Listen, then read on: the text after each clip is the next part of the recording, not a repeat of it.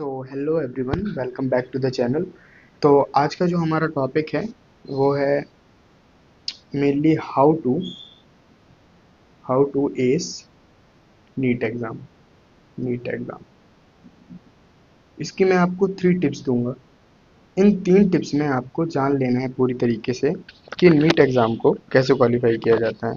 ठीक है, वैसे तो 3 टिप्स बेटा बहुत कम है, लेकिन फिर भी जानने वाले जान जाते हैं, तो आप भी जान ही जाएंगे। ठीक है, तो आगे बढ़ते हैं बेटा। सबसे पहले देखेंगे मॉक टेस्ट से एग्जाम प्रेशर हैंडल करना।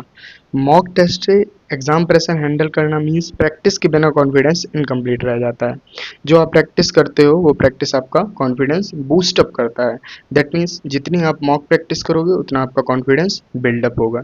ठीक है, तो mock is directly proportional to practice. जितना आप मॉक करोगे उतना आपका प्रैक्टिस बिल्डअप होगा and that will increase confidence. Okay, and next देखो टाइम कंट्रोल। इस छोटे छोटे बॉक्सेस में जो मैंने बनाए हैं बेटा, वो आपको पॉइंट्स काफ़ी ज़्यादा हेल्पफुल होंगे। तो जो पहला है आपका time control, and second one is analyse mistake, and the third and last one is confidence build करो। जो टाइम कंट्रोल है बेटा, टाइम लगकर टेस्ट दो ताकि एक्चुअल एग्जाम में टाइम मैनेजमेंट स्ट्रांग हो। ओके, एंड एनालाइज मिस्टेक्स, गलत क्वेश्चंस को अलग लिस्ट में लिखो और कॉन्सेप्ट को दोबारा पढ़ो।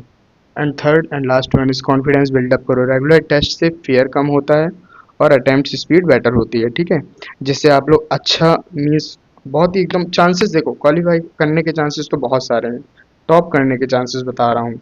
ठीक है, जितनी मिस्टेक आप लोग एनालाइज करोगे कॉन्फिडेंस उतना ज़्यादा बूस्ट अप होगा, उतनी अच्छी आपकी प्रैक्टिस होगी। ठीक है, अगला देखो, रिवीजन ही मेमोरी का एग्जाम रेडी बनाती है। मीन्स छोटे नोट्स और रिपीटेड रिकॉल से रिटेंशन काफ़ी इंप्रूव होता है। जो आपके शॉर्ट शॉर्ट नोट्स होंगे, when NEET exam is coming, जैसे ही आपका नीट एग्जाम पास आ रहा होगा तो आपको क्या करना है, जो आपके शॉर्ट नोट्स होंगे और जो आपके weekly reviews and self test, जो कि आप लोगों को पता भी होगा, जिनको नहीं पता है मैं बता देता हूँ। शॉर्ट नोट्स वो होते हैं बेटा, किसी भी चैप्टर के छोटे छोटे पॉइंटर्स बना लेना पेपर्स में, वो शॉर्ट नोट्स कहलाते हैं। जैसा कि इसमें लिखा है, हर चैप्टर के सिर्फ इंपॉर्टेंट पॉइंट्स और फॉर्मूलाज अलग नोटबुक में रखो। ठीक है, वीकली रिव्यू, हर 7 दिन बाद प्रीवियस टॉपिक्स को क्विकली रिपीट करो ताकि फॉरगेटिंग कम हो। एंड सेल्फ टेस्ट बिना देखे रिकॉल करो, फिर आंसर चेक करके अपनी मिस्टेक सुधारो। ठीक है, देन फिर आंसर चेक करो। जैसे अब देखो, इसका एक एग्जांपल देता हूँ बहुत अच्छा। शॉर्ट नोट आप लोगों ने प्रिपेयर किए। ठीक है, शॉर्ट नोट आपने बनाए, फर्स्ट वन है शॉर्ट नोट आपने बनाए। अब उसी शॉर्ट नोट से उसके बीच में एक आप टेस्ट दोगे। ठीक, जो टेस्ट आपने दिया उससे जो आपका रिव्यू निकलेगा, मीन्स जो आपके रॉन्ग आंसर हैं, जो आपके करेक्ट आंसर हैं, उससे जो आपका रिव्यू निकलेगा, वो हर 7 दिन बाद प्रीवियस टॉपिक्स को क्विकली रिपीट करो ताकि फॉरगेटिंग मीन्स भूल ना जाओ उसको। ठीक है, जैसे वीक टॉपिक होगा तो वीक टॉपिक को रिवाइज करो। हाँ, इसके बाद आपका स्ट्रॉन्ग है तो स्ट्रॉन्ग के लिए जो क्वेश्चन सही हो रहे हैं तो उसको अभी स्किप करो, उसको नहीं है ज़रूरत, क्योंकि वो आपका ऑलरेडी स्ट्रॉन्ग है। वीक को और मॉडरेट करो। ठीक है, मॉडरेट से फिर वो भी स्ट्रॉन्ग हो जाएगा। ऐसे में आपका कॉन्फिडेंस भी बूस्टअप होगा। सेल्फ टेस्ट, बिना देखे रिकॉल करो, फिर आंसर चेक करके अपनी मिस्टेक सुधारो। ठीक है, बिना देखे जितना हो सके रिकॉल करो बेटा, कोशिश करो कि नोट्स हमें कम खोलना पड़े। वैसे तो ज़रूरी है, एनसीईआरटी जब हम रिवाइज करते हैं तो थोड़ा बहुत हमें डायग्राम वगैरह जैसे कुछ रिवाइज कर रहे हैं, लेवलिंग वगैरह, तो हमको देखना पड़ता है। मगर try to recall without check the notebook.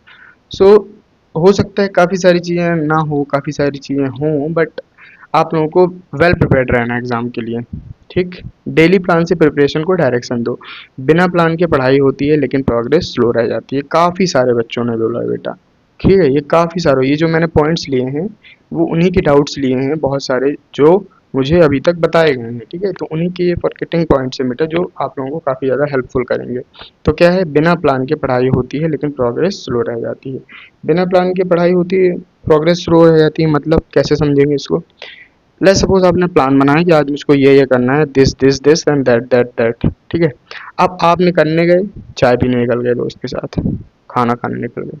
ठीक है, दोस्तों के साथ अय्याशी मस्ती करने लगे।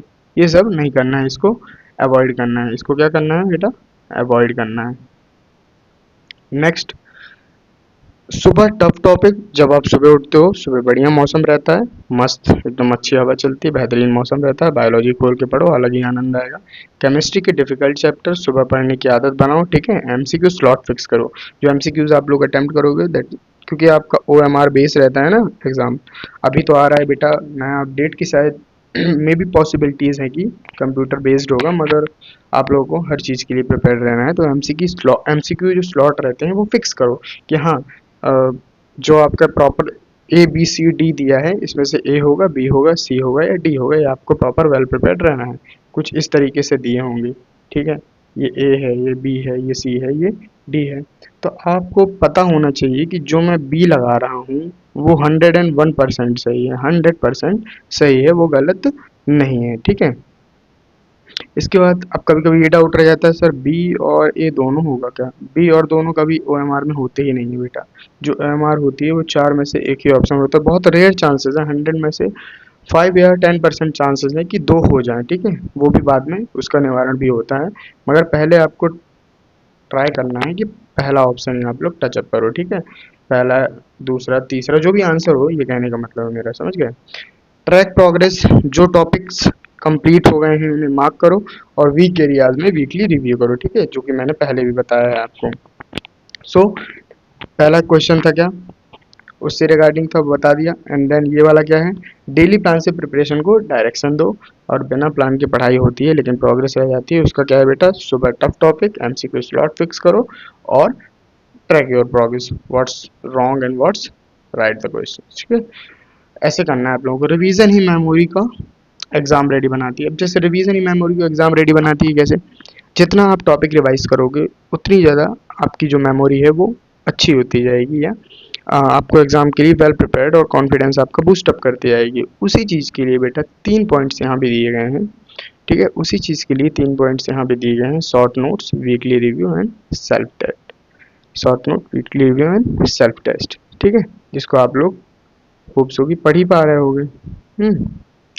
सो जैसा कि आप लोगों को पॉइंट जो दिए गए हैं, अब ये नेक्स्ट आ गया, नीट एंट्रेंस एग्जाम क्वालिफाई करने के 3 टिप्स।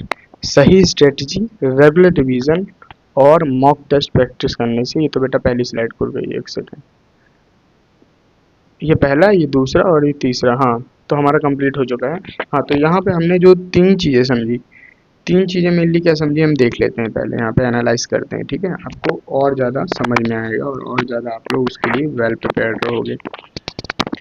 तो लेट्स सपोज करो मेरा नीट एग्ज़ाम, ठीक है। नीट एग्ज़ाम के लिए मुझको हर तरीके से रेडी रहना है, whether it is confidence, whether it is exam, whether it is marks, और whether it is scenario.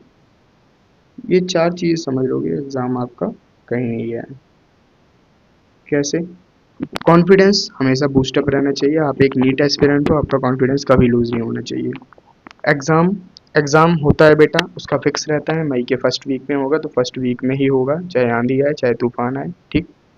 Third one is बेटा क्या है हमारा, मार्क्स, जो इसमें जो मार्क्स अप रहते हैं वो क्या होते हैं, वेरी कर सकते हैं, ठीक।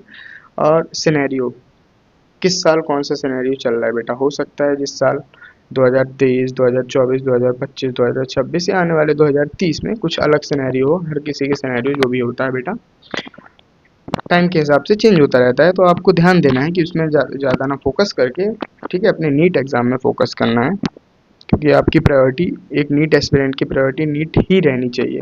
अगर वो XYZ चीज़ों में इन्वॉल्व हो रहा है, सो यू नो, तो यहाँ पे हमारी वीडियो ख़त्म होती है।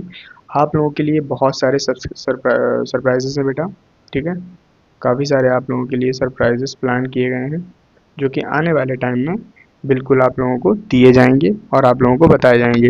सो मैं यही कहना चाहूँगा लास्ट में कि अपना प्यार बनाए रखें और